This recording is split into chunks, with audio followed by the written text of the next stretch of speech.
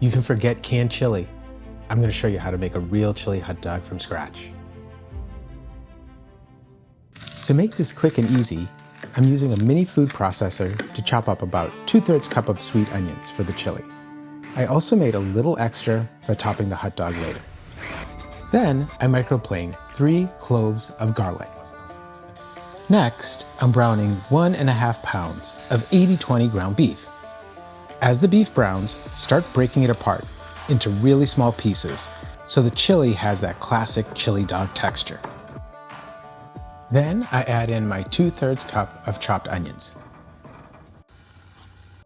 Then the 3 cloves of microplaned garlic, 2 tablespoons of chili powder, 4 teaspoons of light brown sugar,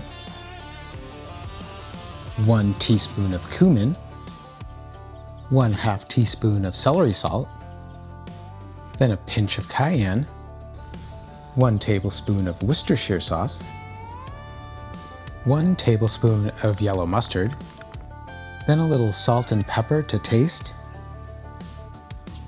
Then add a 6-ounce can of tomato paste, and then lastly 1 2/3 cup of water. Once everything is brought together, I use a potato masher to break up the meat into finer pieces. Then I cover it up and let it simmer for at least 45 minutes. But if you've got the time, I really like letting it go about 90 minutes. The longer simmer really helps thicken the chili, makes the beef extra tender, and really lets all those flavors come together.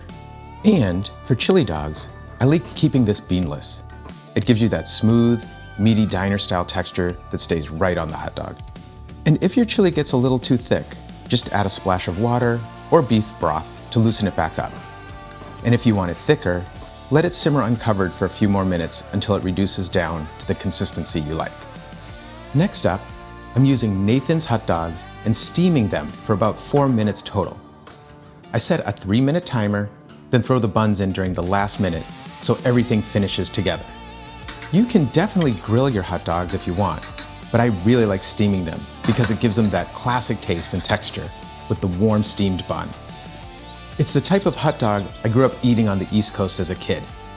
It's kind of got that old school Coney Island feel that just hits differently for me.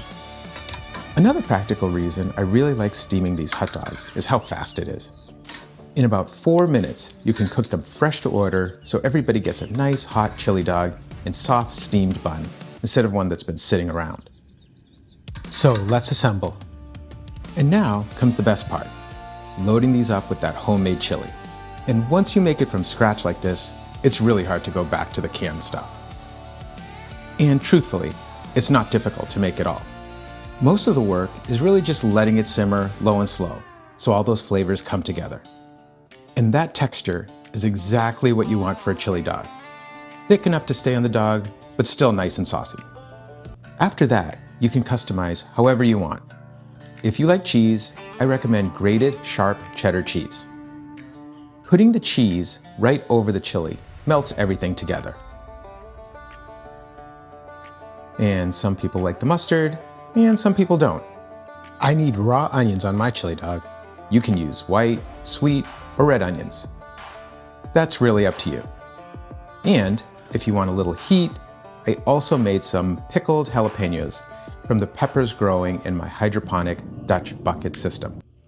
I prefer pickled jalapeños on chili dogs because they still have heat, but they also add a little tang and acidity that cuts through the richness of the chili and cheese. And I want to say, these chili dogs came out incredible.